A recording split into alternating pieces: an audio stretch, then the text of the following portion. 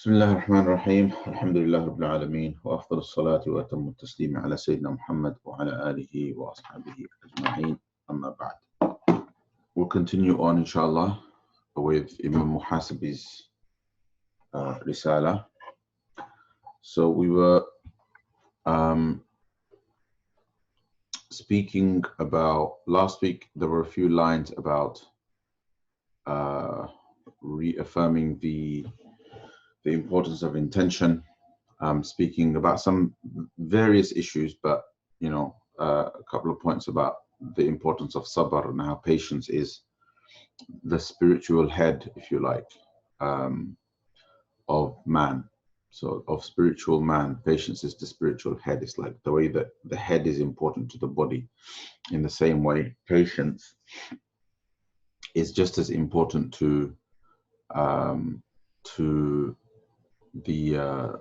Iman. Basically, patience is just as important to Iman as the head is important to the body. So I'm gonna read a small section because I read too much last week.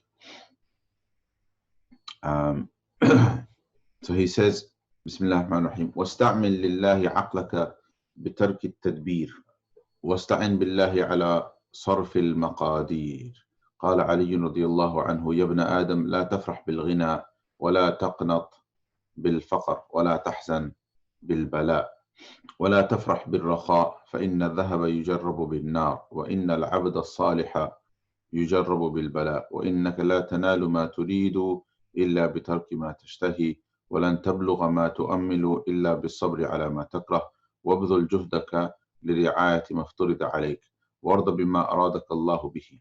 قال ابن مسعود رضي الله تعالى عنه ارضى بما قسم الله لك تكن من أغنى الناس واجتنب ما حرم الله عليك تكن من أورع الناس وأدي ما افترض الله عليك تكن من أعبد الناس. Imam, he says, and use your intelligence for Allah's sake by not depending upon its plans. So that's a bit of a loose translation. So basically, the literal translation is that activate your intention, or use your intelligence for the sake of Allah by abandoning tadbir, which means planning. But what he means by that is don't completely depend upon your intelligence, assuming that every single plan that you're going to make is going to succeed. Acknowledge that your planning and your preparation, as meticulous as it is, has its limitations, right? So over here, when we say when he says use your intelligence for the sake of Allah by abandoning planning, what he means is by absolutely depending upon your planning, so much so that you assume that things are going to happen exactly as you had intended or exactly as you had planned. And then he says, and seek Allah subhanahu wa ta'ala's help in turning destinies. Seek Allah subhanahu wa ta'ala's help in turning destinies. And what that basically means is two things. One is seek Allah subhanahu wa ta'ala's help in making sure that your qadr is good, that your destiny is good, but also seek Allah subhanahu wa ta'ala's help in turning your destiny towards good, away from what it could have been. And I'll speak about that a little bit, inshallah. So this is the idea of the changing of qadr, right? And that qadr can change, basically. And then he says, then he quotes Ali radiallahu anhu and says, Ali radiallahu anhu says, O son of Adam, do not rejoice at wealth. Meaning, if you happen to be rich, or if you happen to have acquired a lot of wealth, do not rejoice at it. And do not despair at poverty. And do not grieve over affliction.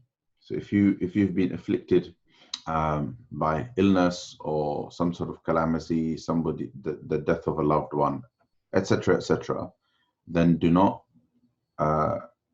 grieve over that. And he says, and don't rejoice over ease. So don't grieve over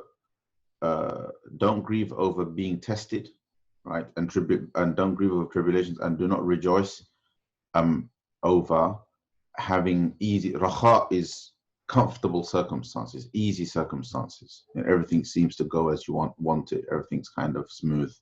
So don't rejoice over these circumstances. And he says that فَإِنَّ الذَّهَبَ يُجَرَّبُ بِالنَّارِ, because gold is tested by fire.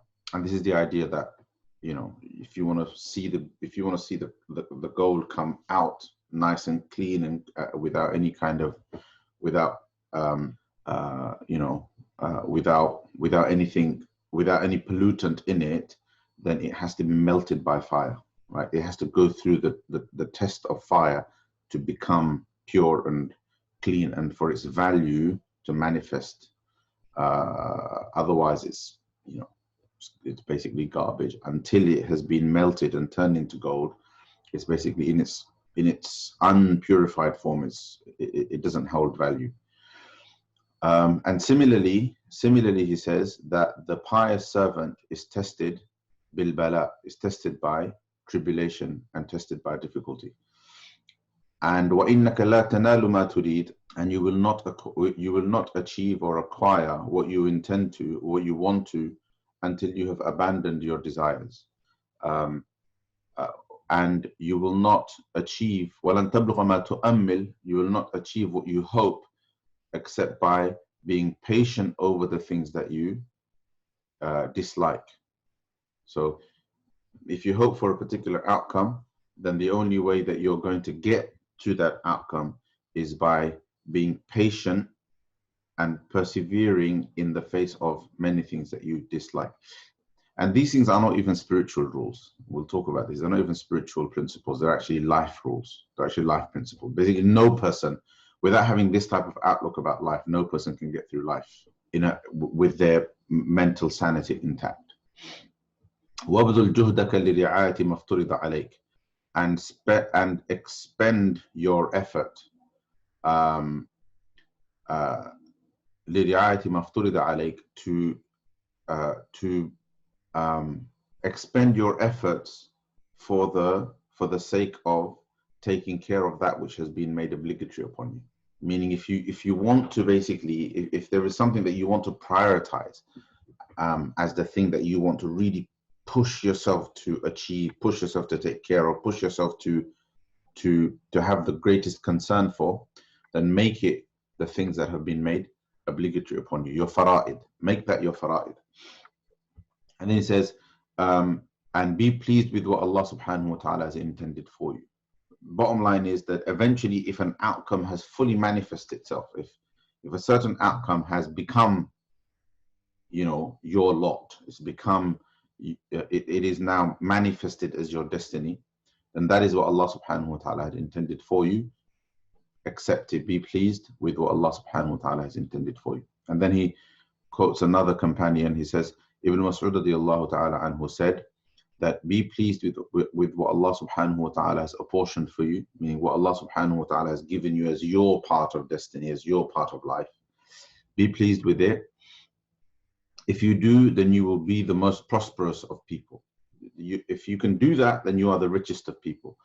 And refrain from what Allah subhanahu wa ta'ala has made haram upon you, and you will become the most scrupulous, the most cautious, the most careful of people. So the most carefully pious.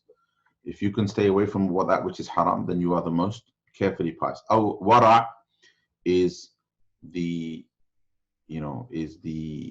condition of being cautious about that which is prohibited. Some people say wara' is a station above taqwa, but I don't think that's what he intends here. I think he means awra' here as somebody who is cautious about the haram. But he says, if you can, but that doesn't mean that you have to stay away from everything. Just stay away from the haram and khalas, that's what's needed of you.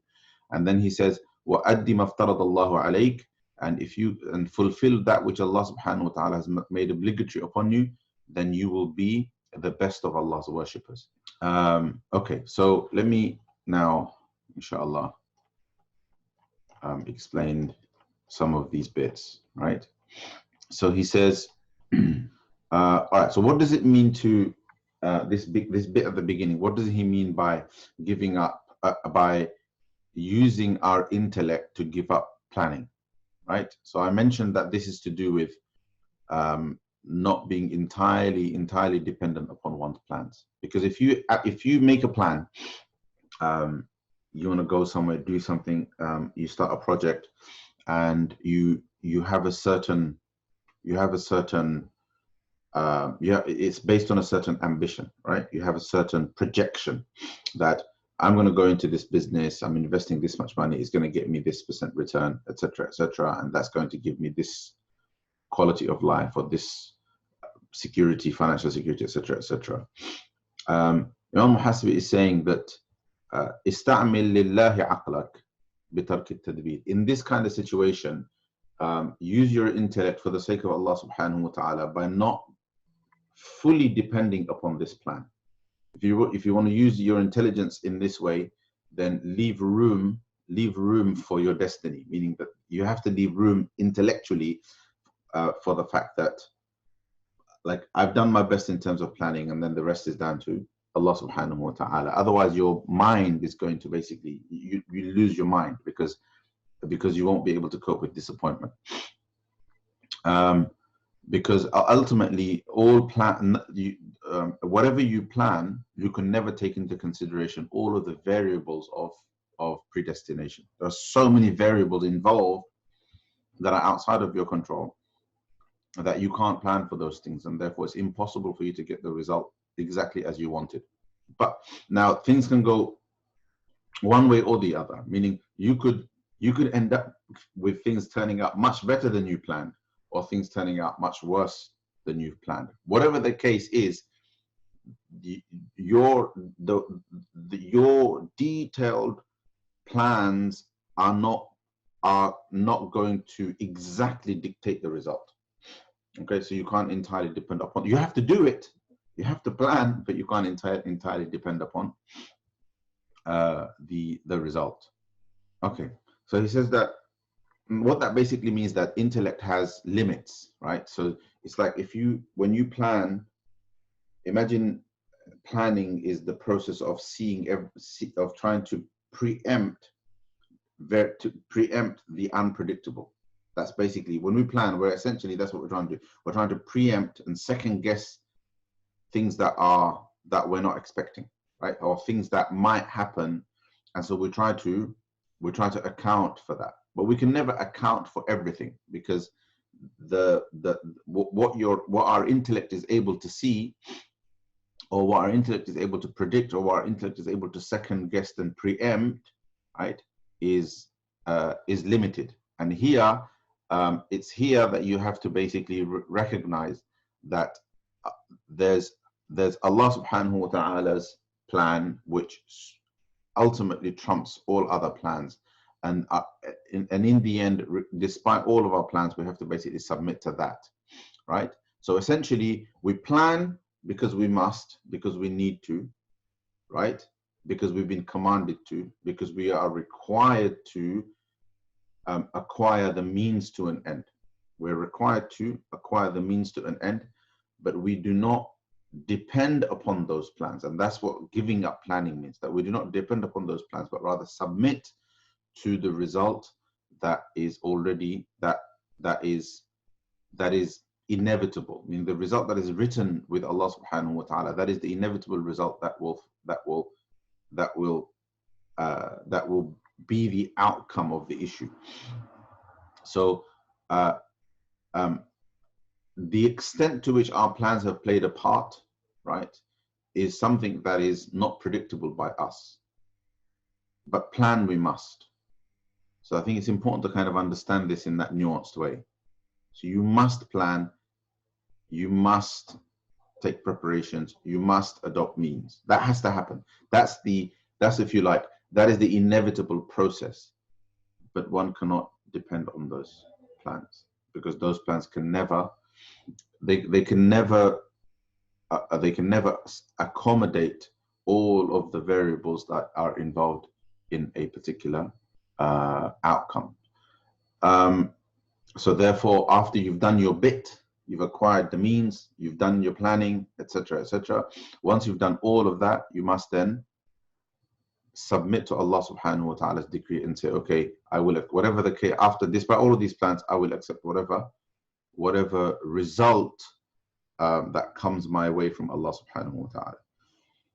Okay, and now that could be that Allah subhanahu wa ta'ala grants you what you expected. It could be that Allah subhanahu wa ta'ala grants you more than you expected, or it could be that you are disappointed in the result and you don't get what you expected, or you get less than what you expected. Now, well, disappointment means that you're assuming, disappointment in that situation means that one assumes that one knows for certain the result that has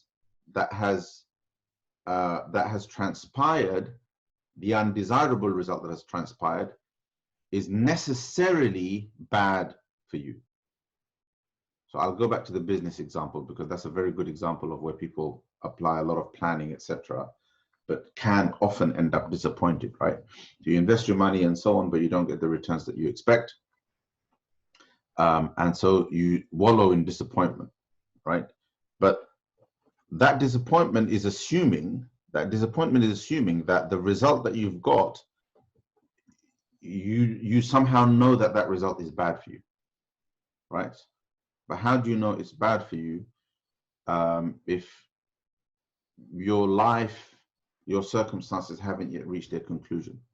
So that you have to therefore hope that whatever this is, it is what is written, and that it may be that this is part of the journey that leads to another consequence later on. Okay, because again, just like you couldn't predict the variables at the planning stage, you also don't know what's at play. What's at play with this disappointment? So this disappointment could be connected to something else that will actually please you at a later date, or at a parallel time, right? So there's this disappointment, but there is something else that is pleasing, and so on. Life is a balance of all of these ups and downs. Okay, and it may well be that you're just one of those people who Allah subhanahu wa ta'ala has decreed, or when I say decreed, let me use the word knows, for whom Allah subhanahu wa ta'ala knows that material wealth is bad for you. So I sometimes wonder, I use the business example because I've been through that, and I've thought about it, and I sometimes think to myself, well, maybe this particular disappointment is because, I mean, who knows what's going to happen if that wealth is in my possession, and what I will do with it, and whether it will become a means of fitna for me, or whether I will indeed be able to fulfill the promises that I made to myself and to Allah. Oh Allah, if I have wealth, then I will do this, for example, right? I will do this good, and I will spend in your way, etc., etc. But perhaps I would never have done that. Perhaps the lure of wealth, right, would have turned me completely away in a different direction. I don't know. So therefore, we have to assume that Allah subhanahu wa ta'ala knows better, because Allah subhanahu wa ta'ala is more merciful to us than we can be to ourselves. Anyway, so, and ultimately Allah subhanahu wa ta'ala says, you know, Wallahu ya'lamu wa antum la ta'lamun. Allah knows, but you don't know. The end affair of things, Allah knows, but you don't know. If you trust in Allah subhanahu wa ta'ala, وَالْعَاقِبَةُ لِلْمُتَّقِينَ, the end affair belongs to the believers. It's in the favor of the believers at the end, because they believe. The end result is that favors the believers because they believe, because they have that quality. Anyway, so this idea of turning decrees towards us, I'm going to assume here that this is what Imam Muhasibi means here. It could, the language kind of accommodates both the meaning of just, you know, seeking Allah subhanahu wa ta'ala's assistance in seeking the best possible outcome, right, with regards to one's life and with regards to one's plans and with regards to one's decrees. And what that implies is that, like wisdom dictates that one does not ask Allah subhanahu wa ta'ala for a specific outcome. Okay, so that's one way to understand this. That when Imam Muhasibi says, seek Allah subhanahu wa ta'ala's assistance in the turning of one's destiny. What we're saying is that we ask Allah subhanahu wa ta'ala to give us the best result rather than a specific result. Right? So we put all of this effort into a particular project, or we put all of this effort into something or other. We've spent money trying to find a cure for a sick person. We've put energy and time into taking care of a loved one, and there was the hope that they would be healed, they would be cured. In all of these circumstances, even in life, right? We seek Allah subhanahu wa ta'ala's assistance. And one of the things that we can seek, and it's hard to do this, but one of the things that we seek from Allah is that Allah subhanahu wa ta'ala gives us the best possible outcome, whatever it may be, as opposed to, oh Allah, I insist that you give me this particular outcome. So when the only time we should only ask for specific outcomes if those specific outcomes are actually good already. They're actually already by Allah subhanahu wa ta'ala has already declared that they are good outcomes. For example, if you ask for Allah for the tawfiq of piety, and so Allah, give me piety. Over here, you don't need to say, oh Allah, give me piety if it's good for me, because Allah subhanahu wa ta'ala has already decreed and declared that that's good for you. So here you can be absolute. But when it comes to things of the dunya, then we don't know what's good for us or what's bad for us. So over here, we seek Allah subhanahu wa ta'ala's help with regards to things that are good for us. And this is very well articulated in the dua of istikhara, where the Prophet ﷺ taught people that when you make istikhara, i.e. when you ask Allah that Allah puts good in something, you say, Allahumma inni astakhiruka bi'ilmika wa astaqdiruka biqudratika wa as'aluka min fadlika al-azim fa innaka ta'lamu wa la a'lam. So you acknowledge that Allah knows, right? Allah, I ask for good through your knowledge, right? Wa astaqdiruka biqudratik, and I seek power from your power. Wa as'aluka min fadlika al-azim, and I ask for your grace. Fa innaka ta'lamu wa la a'lam, for you know and I don't know. So as the verse says in the Quran, Allahu ya'lamu wa antum la ta'lamun. Allah is the one that knows the ultimate result of things, and you do not know. So we cite that same sentiment by saying, فَإِنَّكَ تَعْلَمُ وَلَا أَعْلَمُ وَأَنْتَ عَلَّامُ الْغُيُوبِ. You know, Lord, I don't know the end affair of things. You know the end affair of things. وَأَنْتَ عَلَّامُ الْغُيُوبِ. You are the knower of the unseen. Right? Allah in kunta ta'lamu anna hadha al-amra khayrun li fi dini wa ma'ashi wa aqibati amri wa ajili amri aw ajilihi faqdurhu li wa yassirhu li thumma barik li fi. We don't ask for a specific outcome. We say, oh Allah, if you know that this matter is good for me, in the near future, in the distant future, then decree it for me. But if you don't know that to be the case, if you know that this matter is bad for me, then turn me away from it, or turn it away from me. So the point being that not seeking a particular outcome.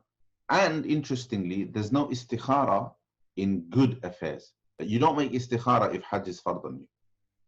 Hajj is already fard on you, don't do istikhara. You do istikhara in material matters, in dunyawi matters. If the morality of a deed, if the goodness of a deed is decided upon in the Sharia, then there's no istikhara for that matter. And the same thing basically is applicable here. So essentially, how do you seek Allah subhanahu wa ta'ala's help how do you seek Allah's help in turning in turning our decrees in a particular direction? We do it. One way to do it is through istikhara. Right. The other thing that I want to talk about is this idea of qadar changing, predestiny changing. There's a reality to this, and there's a theory to it. A reality and a theory, right? The reality to this is that it's true. There's sufficient evidence that tells us that there's plenty of evidence basically that shows us that that dua, for example, turns masa'ib away from us, or dua changes qadar, right? The idea that sadaqah turns away difficulties, right? You know, and so on. There's a particular verse in the Quran which isn't coming to me right now also, based upon which Sayyidina Umar radiallahu anhu said that that he used to make this dua about that, basically indicated that qadar is changed. I'm looking for my the copy of the Quran that I memorized from, in which I can find anything very, very quickly, but I can't find it. This has just escaped my mind. Allahumma salli ala Muhammad. Okay, it will come to me. Anyway, so this is the other aspect of this. One aspect is that we seek Allah subhanahu wa ta'ala's help. The other aspect is that when we make dua for certain things, it is possible that dua can change our destiny. Now, what that means, in reality, this is true. In theory, how does it work if everything is written? So when we say everything is written, it's not, we don't have to necessarily accept it entirely like that, meaning it's not as literal as that. There are aspects of predestiny that are contingent, and there are aspects of predestiny that are absolute, right? So you have qada mubram and qada mu'allaq. So there's absolute predestined, Allah's absolute decree and Allah's contingent decree. So absolute decree is when Allah subhanahu wa ta'ala has decreed something that it is absolute. So for example, when we will die, that Allah subhanahu wa ta'ala has decreed that we'll be born to so-and-so parents. All right, we'll be born white or black or brown or whatever. You know, these types of things are absolute decrees of Allah subhanahu wa ta'ala. And there can be many examples of that. Then there are decrees of Allah subhanahu wa ta'ala where it is written within it is decreed that they are contingent upon certain other things. We don't know where our ignorance comes in, is we don't know what's what. We don't know when something is absolute, when something isn't absolute, which is why we are commanded not to depend, not to basically let go of our affairs and absolutely not take any action, not take any decisions, not make any plans, and so on. But rather, we're actually taught the opposite. So we're taught to make plans, to make dua, ask things of Allah subhanahu wa ta'ala as though, regardless of which way your life is going, you want it completely reversed. Right? You want your life completely reversed. Your life is hard, you want ease, as though you want a complete U-turn in your life. Right? You know, your life is mired in sin, you want a complete U-turn, right? You're asking Allah subhanahu wa ta'ala for what right now appears to be impossible, but you ask for it anyway because you have absolutely no idea what is in your decree. Yeah, that's one thing. The other thing is, you know, I think it was Sayyidina Umar radiallahu anhu that said that sometimes we run away from Allah's qadr to Allah's qadr. We run away from Allah's decree to Allah's decree, meaning that sometimes people say, well, if it's all written, what is the point? What is the point, right? Well, Allah's decree, Allah's predestination is basically Allah subhanahu wa ta'ala knowing what you're going to do before it happened and then writing it down, right? That means that it's kind of, if you say, well, I'm just going to see what's written for me, I'm not going to do anything, right? If you do that, then you think you're somehow testing, you know, they say testing fate. You think you're somehow testing fate, but actually what you've just done is what was written for you. It was always going to be, this is what you were always going to do, but you were going to do it by your own decision. So what was written actually wasn't something that forced you. What was written was what your decision was going to be, but it just was written in the past. Meaning the future was written down. The future was written down based on pre-knowledge, right? But it was not written down based upon but it was not written down to force your hand. It wasn't written down to force you towards a particular path. It was written down because that's what you were going to do by your own choice. And this is how we consolidate our free choice with the idea of predestiny. Predestiny is Allah subhanahu wa ta'ala's pre-knowledge. Predestiny is pre-knowledge. But because it's Allah's pre-knowledge, it is certain. Because it's Allah's pre-knowledge, it is certain. And if it is contingent predestiny, meaning if it is predestiny that is subject to variables, then those variables are also written. So, for example, if it is written that, for example, it's like a piece of coding, right? If it's written that if he does this, then this will happen. But instead, if he chooses this option, then that will happen. And both of these things are written down. Both of these possibilities are written down. Then with those variables, you have a predestination. But what Allah subhanahu wa ta'ala, but the absolute result is also known to Allah. So even though you might choose this or that, Allah also knows what you're going to end up doing. So angels, when they write things down, so you know this idea of things being written down, angels also write things down in layers.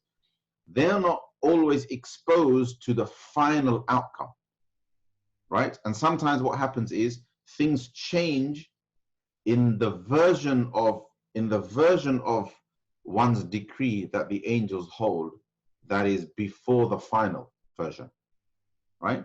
So they, for example, they might receive the details of what everybody is going to do within a particular year, but there are variables in there that can turn the outcome. In the next year, there may be things that they do that change that. So you do something this year, in 2020, you do something that turns the direction of your life one way, right? And the angels basically, it appears as though that's what's written for you. And it may well appear like that based upon the record of the angels. But there may be something that you do next year that changes your life into the opposite direction, right? The end result is known to Allah subhanahu wa ta'ala. It just happens to be one of those things that are contingent, one of those aspects of predestiny that are contingent. Now, what I've just said to you now is an attempt at explaining the idea that qadar can change.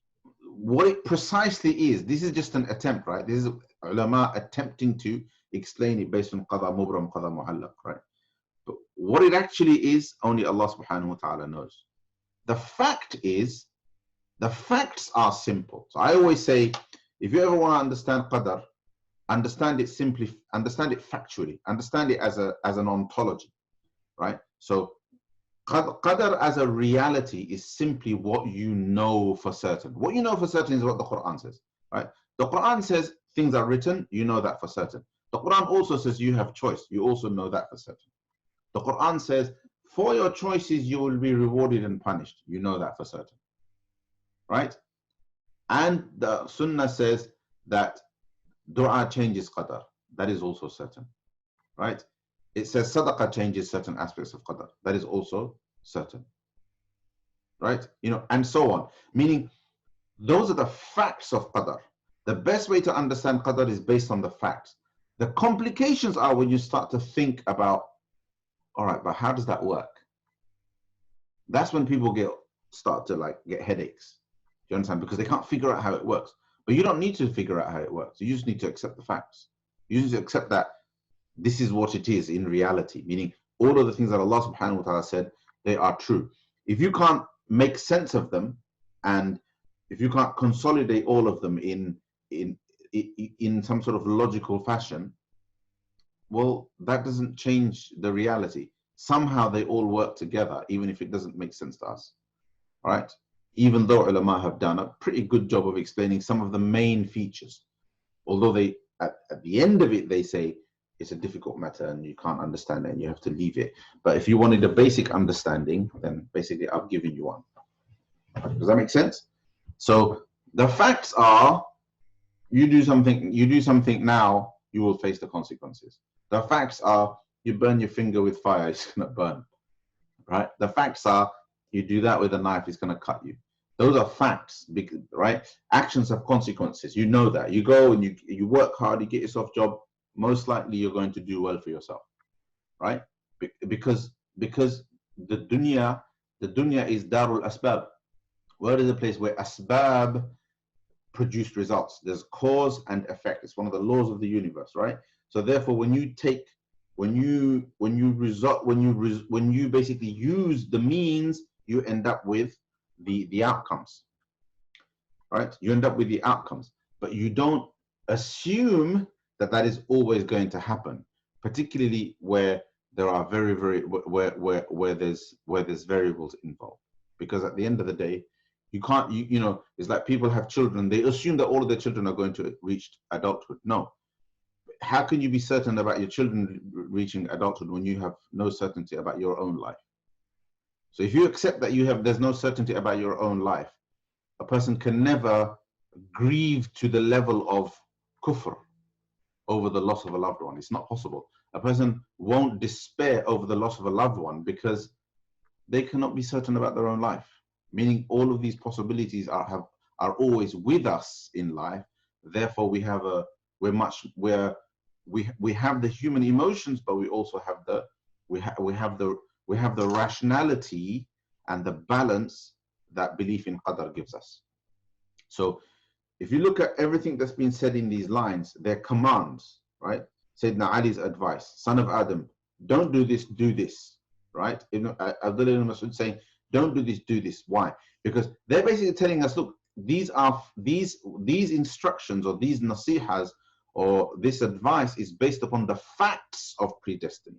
Understanding it and philosophizing about it is a different issue altogether, right? The fact is the fact. Do you understand? So based on the facts, son of Adam, as Ali radiallahu anhu says, son of Adam, don't rejoice over wealth. You have absolutely no idea what the end result is. You don't know if it's good for you. You don't know if it's bad for you. You don't know if you're going to use it well or if you're going to end up getting seduced by it, etc., etc. So don't over rejoice. And you don't know how Allah subhanahu wa ta'ala is testing you with it and whether you're going to pass that test. Does that make sense? Similarly, don't despair over poverty. Now, why those two particular instructions? Why can't we say, be pleased with wealth because you have the opportunity to be grateful? Or why can't we say, be pleased with poverty because you now have sabr, etc., etc., and because of that, you have a better chance in the akhirah, and so on and so forth. No, the advice is there because of the natural tendency of man. Mankind generally tends to pursue wealth and be pleased at acquiring it. And generally mankind doesn't want poverty and therefore tends to despair when they are poor and they don't have wealth. And therefore the advice is in accordance with man's tendency, because those are natural desires of man. I don't want poverty and so on. Similarly, just because poverty can be good for a person, you don't ask for it. The Prophet ﷺ says, don't ask Allah subhanahu wa ta'ala for trial. Don't ask to be tested. لا تسأل الله البلوى, right? سأل الله العافية. Do not seek trial and tribulation. Do not seek a test from Allah subhanahu wa ta'ala. Only ask Allah for afiyah. Only ask Allah for safety from tribulation. That is what we're supposed to do. So we're supposed to ask. We don't pray for death, we always pray for life. Right? We don't pray for poverty, we pray for wealth. We pray for islah, not necessarily wealth in exact terms. Oh, Allah, give me £1 million.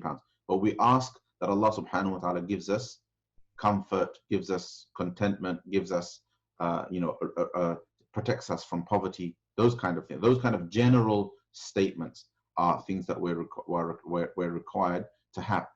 But the fact of life is that there will be people who will be poor and there will be people who will be rich, because Allah subhanahu wa ta'ala has distributed wealth in this way. And therefore, Those who get the lot of wealth shouldn't over rejoice. Those who get the lot of poverty shouldn't despair. Right? Because it's inevitable that some will get this and and others will get that. Okay? And similarly, if you are in tribulation, don't grieve so much, because there's a silver lining to it. And if you do end up in easy and in good circumstances, then don't over celebrate and don't rejoice, because it has a dark underbelly, right? There is a dark side to it, which can actually completely ruin one's life, because that contentment results in a person feeling as though, well, everything's okay. So it's a bit like, I'm going to connect this to Iman and faith, right? It's a little bit like how, there's this silly notion that because science explains reality, we no longer need God. So now that I've got everything that I want in life, it's like I've achieved some kind of divine status myself. I don't need God's grace anymore. Right? So these kind of crazy ideas creep up in people's minds because Allah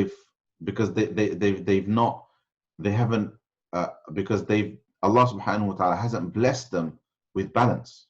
It's as simple as that. The balance of experiencing both. They haven't had it. And as a result, their poverty, their wealth and their easy circumstances end up becoming a fitna for them. So therefore, if a person has wealth, don't over rejoice. If you have easy circumstances, don't over rejoice, because it could be destructive, and it often is, because it's such a powerful, it's so seductive, right? Anyway, so therefore, for a person to go through tribulation, for the most part, is good for them, because it builds their character, it builds their sabr, it builds their resilience, it builds many good qualities inside of them, and therefore we never grieve too much about some difficulties, even really tough ones, really tough ones. Like the loss of a loved one, losing your parents when you're young, losing your own child. I mean, really tough one, right? And so on. Even those kind of things, we grieve, our eyes weep, as the Prophet ﷺ says, but we basically control what our tongue says, and we accept that this is part of what Allah subhanahu wa ta'ala wants from us, and there is khair in it, there is good in it. The toughest trials, we should be able to say, inshallah, there is good in this from Allah subhanahu wa ta'ala. But disappointment, the feeling of disappointment for some time, the feeling of grief and sorrow, that is acceptable, that is okay, because that is the emotion of man. That is a natural human condition. But it's the inability to get past it that begins to become a problem, right? So the way we get past it is by recognizing that ultimately life is this mixture of both. We get past it by recognizing that Allah subhanahu wa ta'ala is there, and Allah subhanahu wa ta'ala's decree ultimately was always going to manifest. And these things give us the fortitude and the strength needed to get past the disappointments of life. Okay, just want to share a few points if I have time. So there is this idea that human beings inevitably are tested either by patience or either by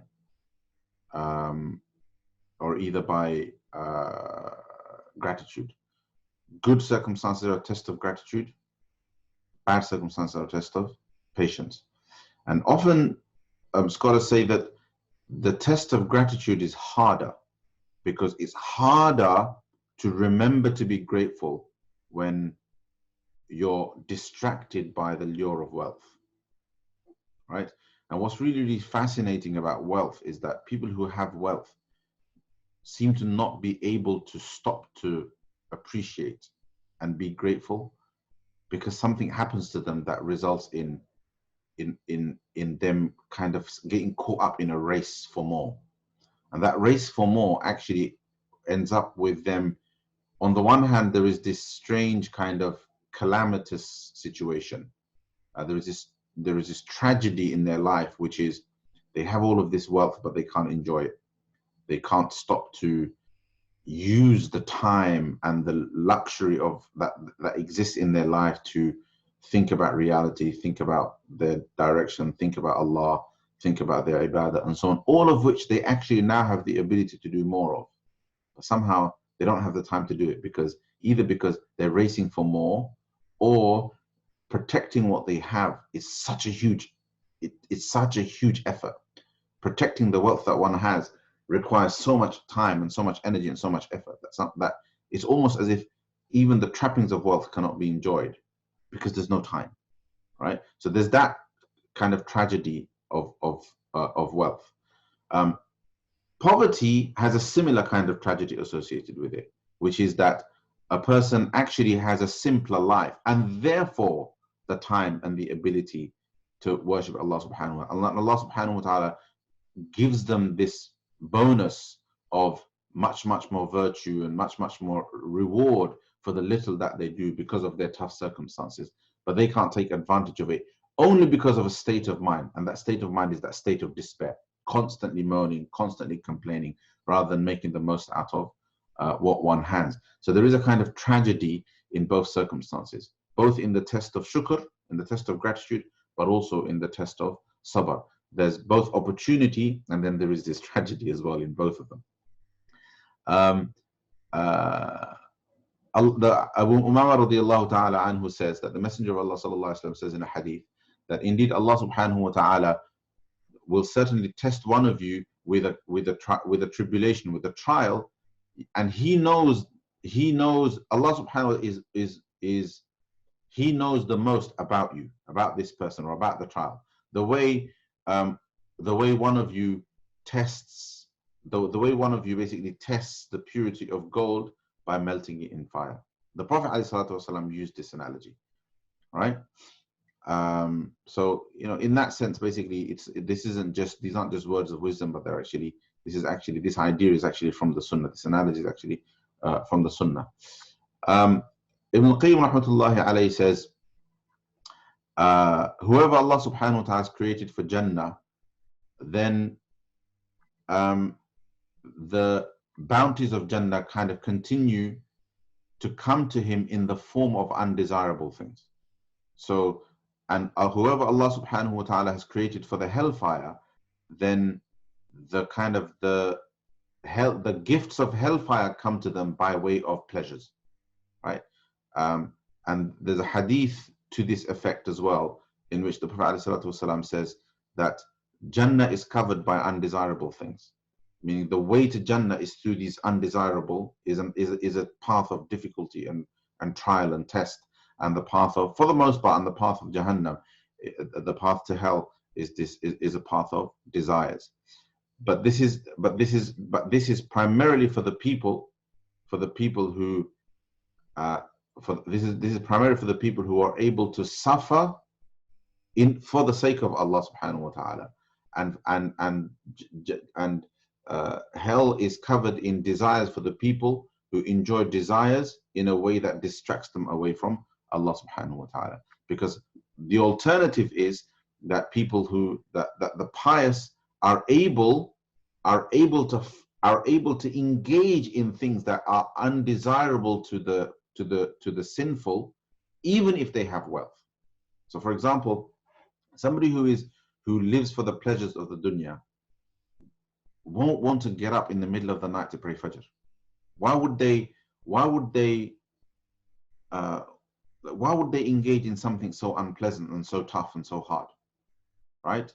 Why would they do that? They have all of these trappings of life, their comfortable bed, their warm house, and etc., etc. They have the luxury to be able to sleep a bit more and so on. Why would a person who has the trappings of wealth want to get up for tahajjud? But the pious would do it, would go through this hardship even if they have wealth. So Sayyidina Uthman radiallahu anhu, doesn't matter that there's lots and lots of money kind of in the personal treasury, and there's lots of animals out there in the valley grazing that are his personal wealth. It doesn't matter that Abu Bakr radiallahu anhu has wealth. He will take a path of the tougher path of tahajjud, of of dhikr of Allah subhanahu wa ta'ala day and night, of of jihad fi sabilillah, and so on and so forth, out of choice, even though there is an option out.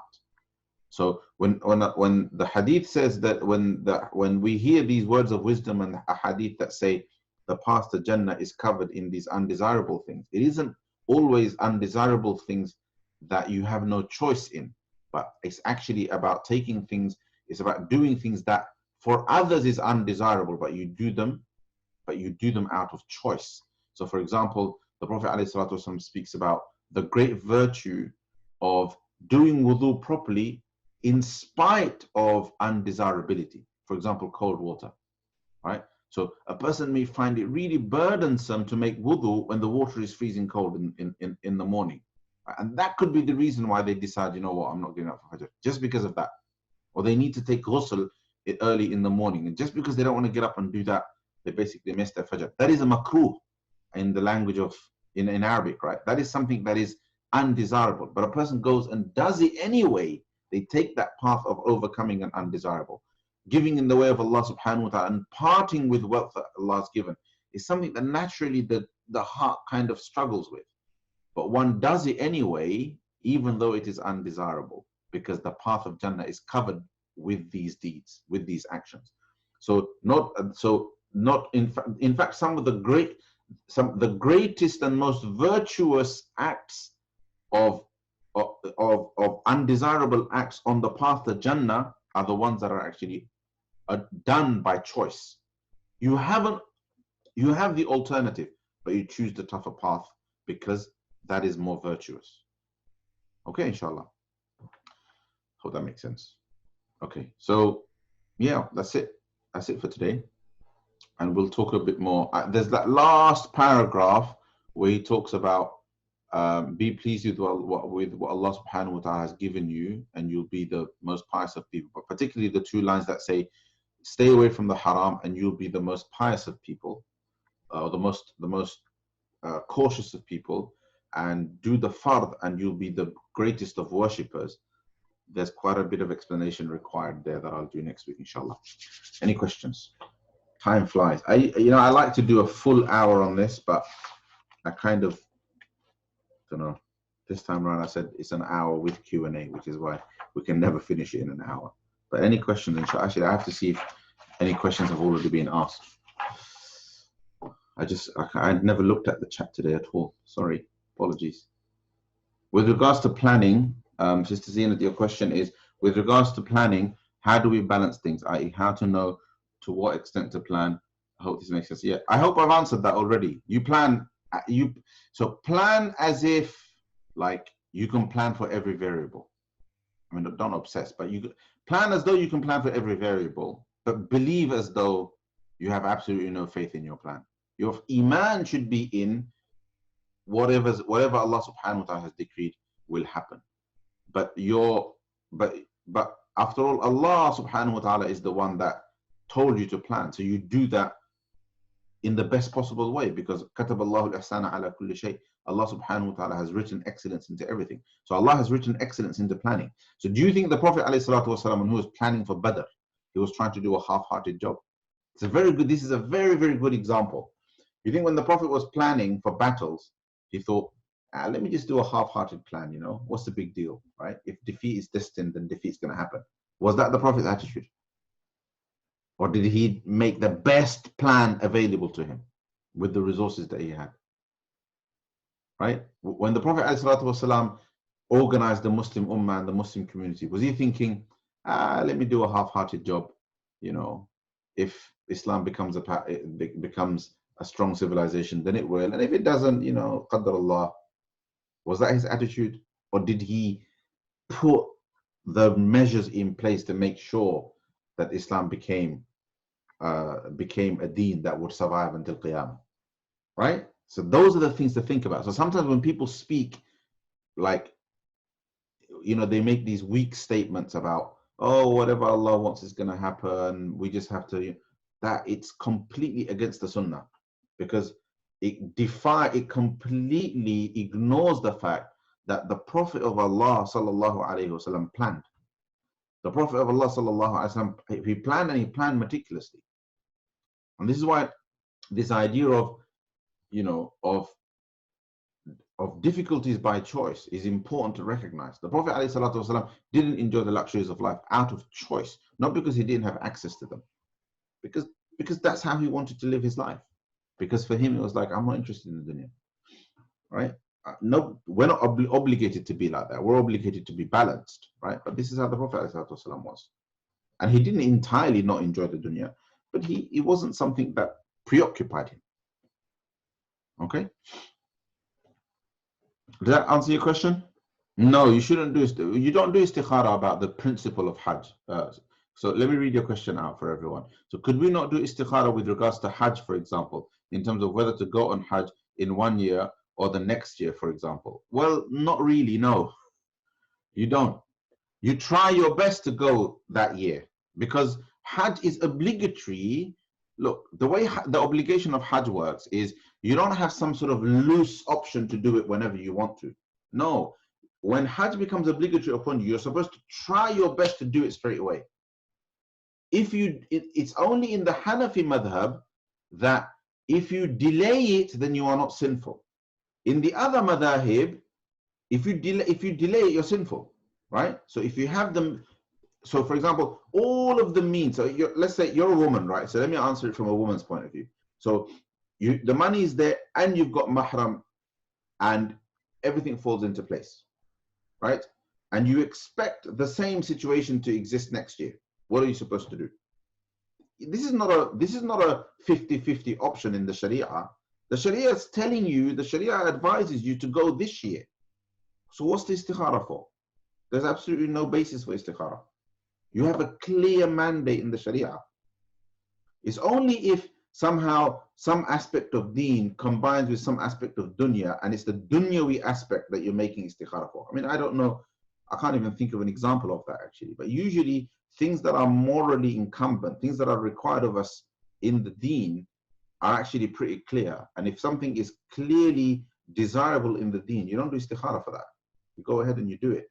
You try your best to do it. Okay? Does that make sense? Well, at least I hope the Hajj examples become very clear. That's really important. That's an easy thing to misunderstand. Right. Brother Muhammad Rushdie, let's see what you say. On the idea of living a hard life intentionally, what if that fills a person with more pride than if she had just lived more normally? What's the solution? You manage it. You manage it, right? Nobody should be blind to their character. It's the stupidest thing to do. Nobody should live their lives blind to their character, right? In fact, if there's one thing we should be constantly trying to connect with and constantly trying to tune ourselves into and get a good understanding of is ourselves, our own psychology, our own biases, our own character flaws, our strengths, our weaknesses. This is something we should constantly be engaged with. Basically, we should constantly be engaging with our nafs to find out, okay, where is my nafs? Where is the balance? Where is the good? Where is the bad? Where are the strengths? Where are the weaknesses? How can I exploit the strengths? How can I subdue the weaknesses? And so on and so forth. That's extremely important. So your question about, if the hard life makes a person proud, then the only explanation is that they're trying to do the hard life in public. So when I say makruh, and I use the word makruh in Arabic, but makruh isn't necessarily just hard life. Makruh is to choose to do the things that, from the perspective of pleasure and from the perspective of enjoyment, they're undesirable. Meaning they're not enjoyable. Let's use the word enjoyable. It's makruh in that they're not enjoyable things to do, right? And the Sharia acknowledges that, right? Cold water wudu isn't fun, especially in winter. Yeah, it might be in summer, but in winter it's not fun, right? It's dhuhr time and you're out in the cold and there's a tap outside and that's the only water available. Unless you're sick, you make wudu with that, right? That's your choice before you. It's not going to kill you. It's not a tough life. It's just this one act that you're not going to enjoy very much, but you choose to do it because it's the command of Allah subhanahu wa ta'ala. And even more virtuous if that's your tahajjud, something you don't even have to do. It's not even obligatory upon you, but you're doing it because, you know, imagine back in the day, right? They didn't have boilers. We have all these luxuries, so we have even less excuses. They didn't have boilers. So if in the cold they got up for tahajjud, you're going to make wudu with cold water for the most part, unless you've planned to get up really early and kind of turn on the stove and heat the water and everything. You may well do that, but all of that is still not particularly enjoyable, is it? That whole process. I mean, wouldn't it be nicer if you could just sleep? That's the kind of thing I'm talking about, right? So when I say the tough life, we're not talking about, you know, like not spending on yourself and your family and living poverty when you have access to wealth. That's not what we're talking about. In fact, the Prophet ﷺ advised against it. It's about not always giving in to the natural desire in people to take the easier route, to do the things that are enjoyable, to avoid the things that are a little bit hard, etc., etc. Okay. All right. Any other questions? No? Okay. Well, if there's no other questions, let's conclude there, inshallah. Jazakumullah khairan. We'll continue on from that paragraph where I said that there's a couple of lines that I wanted to explain a bit more, inshallah. Okay. Jazakumullah khairan. Till next week. Please keep joining the live session.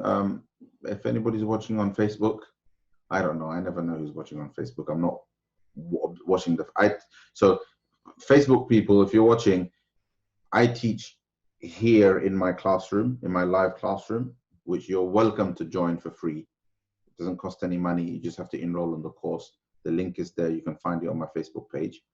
The Facebook broadcast I'm just doing, you know, as a bonus. Let people see, inshallah, more people can benefit.